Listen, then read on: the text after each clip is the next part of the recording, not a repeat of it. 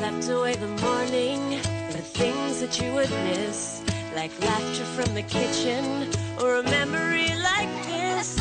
Taburkan mesa seres, taburkan cinta. Jangan sekali-kali melewati gua ini jika tidak ingin tersangkut selamanya di dasar gua yang sempit. Panjangnya 2 km, kedalamannya mencapai 225 meter dan dipenuhi dengan air. Di dasarnya ada sebuah tikungan berbentuk huruf V yang sangat sempit. Banyak penyelam yang hampir terjepit di titik ini. Di tahun 2014, ada sekelompok penyelam yang diketuai oleh Patrick. Mereka masuk bergantian. Patrick masuk duluan bersama satu orang temannya bernama Jerry. Mereka berdua menyusuri gua yang sempit, gelap, dingin, dan menakutkan. Patrick berhasil melewati jalur sempit berbentuk huruf V. Namun sayang, si Jerry malah nyangkut di dasar gua di kedalaman 220 meter. Dia kesulitan bergerak dan bernapas. Patrick berusaha menolong, namun Jerry terjepit sangat kuat. Patrick jadi ikutan panik dan dia tidak tahu harus berbuat apa. Dia mau balik ke jalur masuk, tapi tidak bisa sebab terhalang oleh tubuhnya Jerry. Mereka pun sama-sama terjebak. Untungnya, Patrick berhasil selamat dalam kejadian ini. Gua ini memang sangat berbahaya dan menjadi peringatan bagi kita semua. Kisah lengkapnya di situ,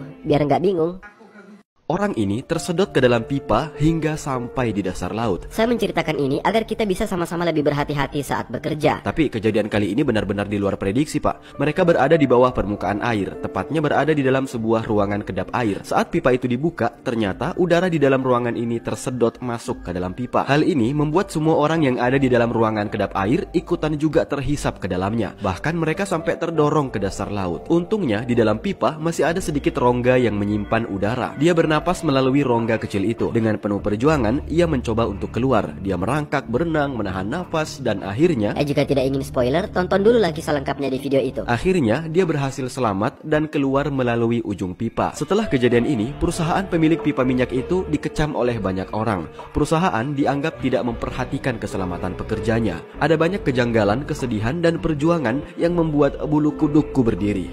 Tonton sendirilah. Jangan coba-coba menyelam ke bawah bendungan, sebab di bendungan itu ada banyak pipa yang terhubung keluar. Dan jika pipa itu terbuka, maka isapannya sangat kuat, bahkan bisa membuat tubuh manusia terkoyak. Di tahun 2020, ada seorang penyelam profesional bernama Alex. Dia disuruh mengecek katup yang ada di bawah bendungan. Pihak bendungan berkali-kali memastikan bahwa semua pipa di dasar bendungan sudah ditutup. Namun ternyata ada satu pipa yang belum tertutup dan langsung menyedot tubuh Alex. Alex benar-benar kaget karena tiba-tiba seperti ada yang menariknya. Dia pun terjepit di mulut pipa berukuran 10 inci dan tidak bisa bergerak. Bahkan untuk bernapas pun nyaris tidak bisa, sebab dadanya mendapatkan tekanan yang sangat tinggi dari air di dasar bendungan. Alex langsung berteriak melalui alat komunikasi yang ada di helmnya. Dan semua kejadian itu terekam oleh kamera yang dia bawa. Tapi saya tidak bisa tampilkan di sini ya.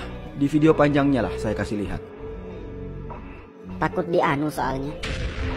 Orang ini terkubur hidup-hidup selama 14 hari di bawah tanah sedalam hampir 1 km. Ajaibnya, dia berhasil dikeluarkan dengan selamat dan sehat. Kejadiannya, saat itu Russell sedang bekerja di tambang emas di kedalaman 925 meter. Tiba-tiba terjadi gempa yang membuat area tambang ini longsor. Seketika, dia tertimbun bebatuan yang sangat berat dan keras. Untungnya, Russell berada di dalam sebuah kotak besi yang menahan batu besar itu sehingga tidak menimpanya. Sementara itu, tim penyelamat yang mau menyelamatkan Russell benar-benar bingung karena tidak tahu di mana posisi Russell terkubur. Ya nggak masuk akal kan kalau mau dicari, sebab tambang itu sangat luas dengan kedalaman yang luar biasa. Tapi walau mustahil, tim penyelamat tetap terus melakukan pencarian. Setelah 5 hari berlalu, belum ditemukan apa-apa. Banyak orang yang kemudian menganggap Russell sudah mati. Nggak taunya, di hari ke-14, dia berhasil dikeluarkan dengan selamat sentosa. Keluarganya benar-benar senang luar biasa. Tapi pertanyaannya, bagaimana hal ini bisa terjadi? Ya cek aja kisah lengkapnya di YouTube M Akui.